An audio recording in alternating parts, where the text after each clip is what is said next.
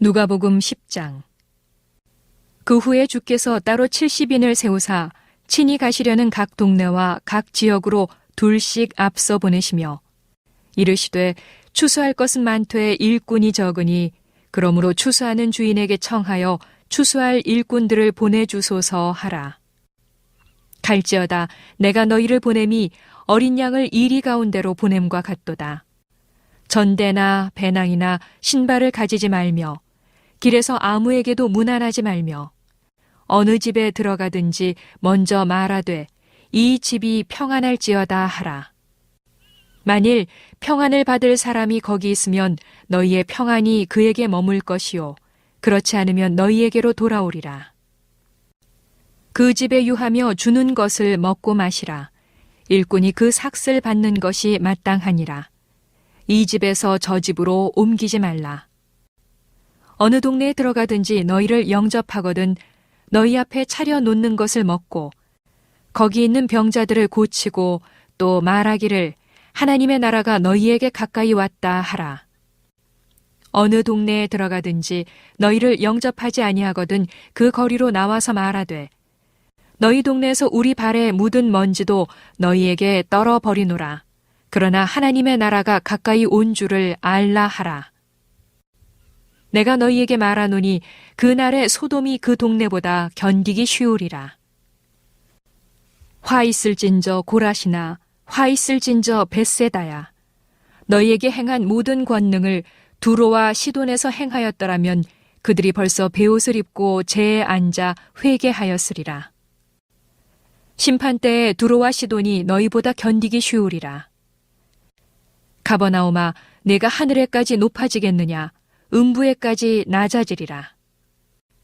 너희 말을 듣는 자는 곧 내 말을 듣는 것이요 너희를 저버리는 자는 곧 나를 저버리는 것이요 나를 저버리는 자는 나 보내신 이를 저버리는 것이라 하시니라.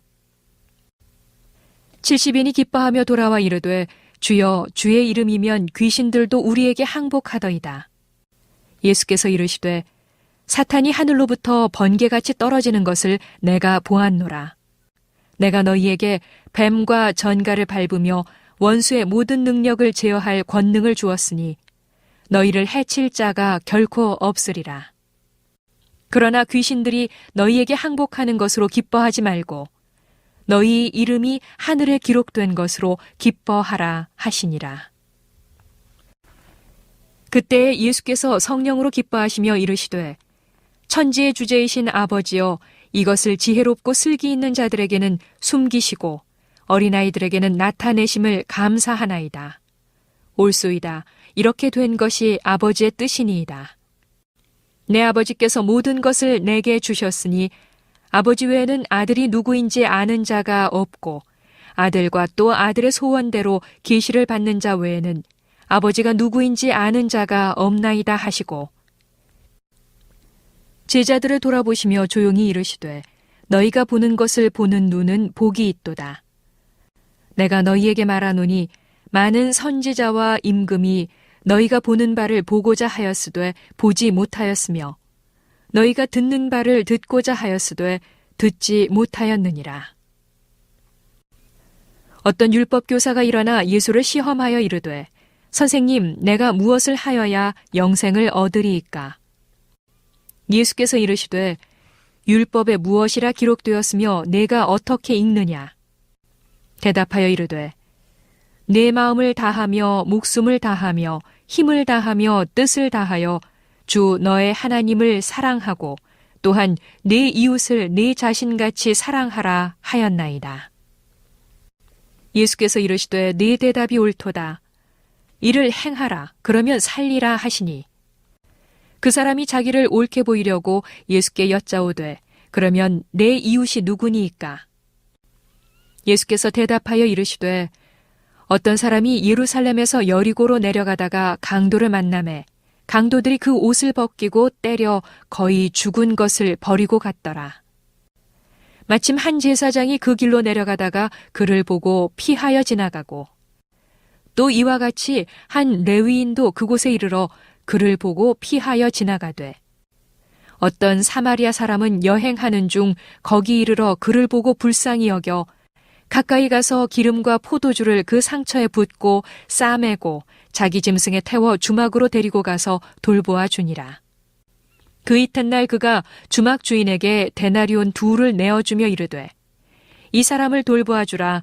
비용이 더 들면 내가 돌아올 때에 갚으리라 하였으니 네 생각에는 이 3사람 중에 누가 강도 만난 자의 이웃이 되겠느냐? 이르되 자비를 베푼 자니이다. 예수께서 이르시되 가서 너도 이와 같이 하라 하시니라. 그들이 길 갈 때에 예수께서 한 마을에 들어가심에 마르다라 이름하는 한 여자가 자기 집으로 영접하더라. 그에게 마리아라 하는 동생이 있어 주의 발치에 앉아 그의 말씀을 듣더니 마르다는 준비하는 일이 많아 마음이 분주한지라 예수께 나와 이르되 주여 내 동생이 나 혼자 일하게 두는 것을 생각하지 아니하시나이까. 그를 명하사 나를 도와주라 하소서. 주께서 대답하여 이르시되 마르다야 마르다야 내가 많은 일로 염려하고 근심하나 몇 가지만 하든지 혹은 한 가지만이라도 족하니라. 마리아는 이 좋은 편을 택하였으니 빼앗기지 아니하리라 하시니라. 오늘은 순례자의 영성이라는 제목으로 함께 말씀을 나누고자 합니다. 오늘 읽은 본문을 보면 3가지 이야기를 하고 있습니다. 첫 번째 이야기는 70인의 제자를 파송하는 이야기예요. 두 번째는 선한 사마리안 이야기예요. 세 번째는 마르다와 마리아의 이야기를 들려주고 있습니다. 이 3가지 이야기는 순례자로 살아가는, 천국의 순례자로 살아가는 저와 여러분에게 무엇을 말씀해 주고 있는가 함께 생각해 보고자 합니다. 70명의 제자들의 이야기는 우리가 무엇인가를 쌓아두지 마라, 이제 이 부분을 말해주고 있습니다. 사람에게 구걸하지 마라, 이것을 말해주고 있는 것이지요. 하나님이 다 아신다, 그리고 채워주신다, 이것을 70명의 제자들에게 말씀해 주고 있습니다. 쌓아두면 썩고 곰팡이가 납니다. 쌓아두면 그 쌓아둔 것을 의지하고 거기에 소망을 두게 되는 것이지요. 그게 인간의 본성입니다. 사람을 의지하면 하나님의 거룩한 거지로 순례자로 사는 것이 아니라 사람의 종으로 살 수밖에 없다. 이것을 70명의 제자를 파송하면서 가르쳐주고 있는 것입니다. 이것이 순례자의 영성이고 또 그 영성이 계속 우리를 이 땅에 머물게 하지 않고 천국으로 한 발자국 한 발자국 나아가게 한다. 이것을 예수님께서 말씀하고 있는 것이지요. 두 번째 이야기는 선한 사마리아인 이야기입니다. 종종 말씀드리지만 선한 사마리아인은 어려운 사람을 이웃으로 생각하고 도왔습니다.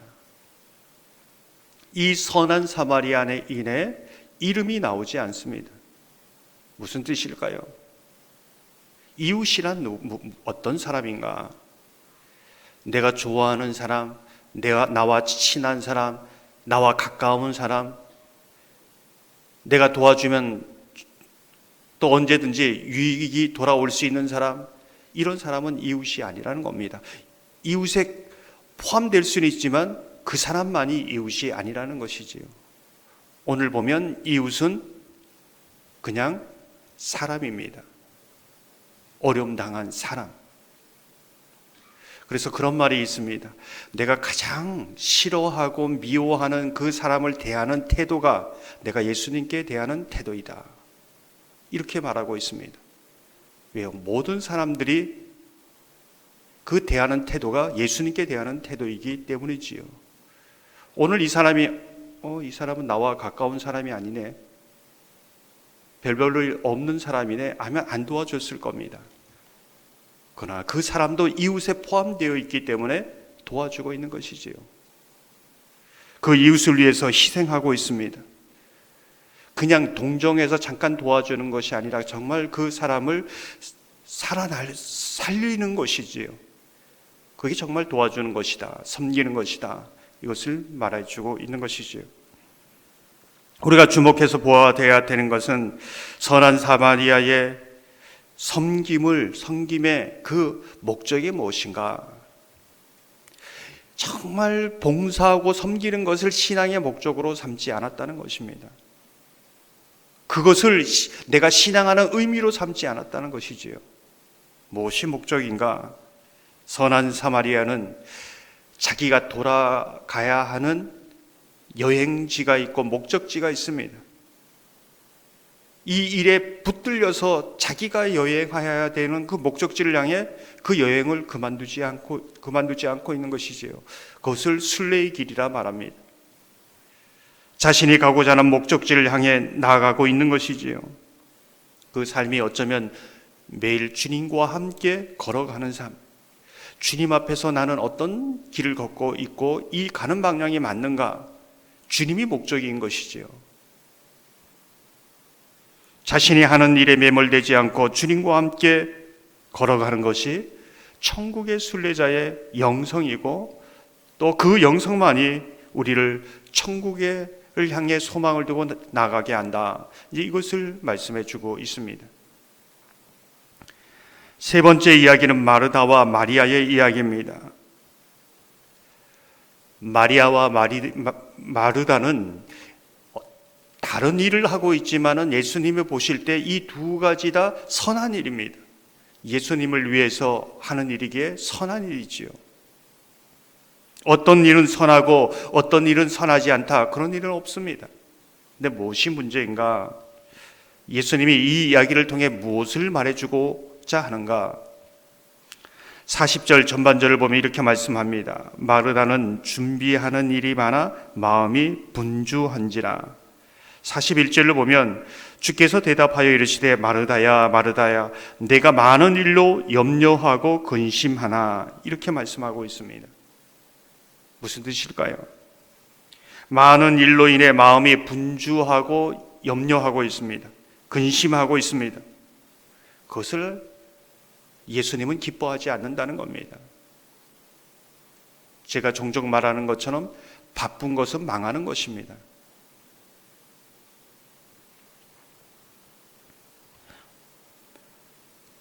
이 일에 예수님이 주시는 그 은혜에 하루하루를 살아가는 것이 천국의 순례자의 영성인데, 마음이 분주해서 예수님이 그 삶 가운데 들어갈 자리가 없는 것이지요. 내 동생이 나 혼자 일하게 두는 것을 생각하지 아니하시나이까? 일로 인해 실족합니다. 일로 인해 원망하는 것이지요. 그래서 그런 말씀을 드리지 않습니까? 교회에서 열심히 많이 봉사하는 사람이 오히려 예수님과 멀어질 수 있다는 겁니다.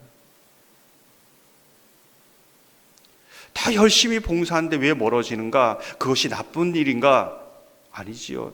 예수님 볼 땐 굉장히 선한 일입니다. 그런데 오늘 마르다처럼 일로 인해 신앙이 떨어지는 겁니다. 일로 인해서 원망하는 겁니다. 일로 인해서 다른 사람들에 향해서 불평하는 겁니다.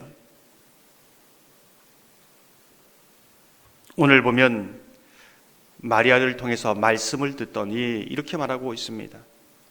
하나님으로부터 오는 힘을 공급받아 기쁨으로 하루하루 살아가는 것이 순례자의 영성입니다. 많은 일을 맡았습니까? 더 많이 기도하고 하나님이 주신 은혜로 주님 앞에서 이 부분을 감당해야 그 일이 하나님께 영광이 되고 감사가 되고 그 하는 일 자리가 신앙의 고백의 자리가 된다. 이렇게 말씀드리고 있을 수 있습니다. 제가 영영, 영백, 백영 이렇게 이제 그리고 백백 이렇게 이제 말씀드린 적이 있습니다. 아무런 이제 교회 생활을 하다만 영영 아무 은혜도 없고 봉사하는 것도 없고 이런 사람이 있습니다. 근데 은혜도 없는데 백의 역할을 하려고 합니다. 이 사람은 참 어려운 사람이죠. 신앙생활이 고된 사람입니다. 근데 백의 은혜를 받았는데 아무 일도 하지 않는 거 영적인 비만에 걸리는 겁니다. 은혜 받았다면 교회가 예수님의 몸 아닙니까? 감당해야 할 부분이 있다는 것이지요. 이것이 잘 이렇게 은혜 가운데 갈 때 건강한 그리스도인으로 나갈 수 있다. 이렇게 보여주고 있습니다. 저와 여러분이 순례자의 영성을 가지고 믿음으로 승리하는 복된 삶이 되기를 주님의 이름으로 축원합니다. 이 시간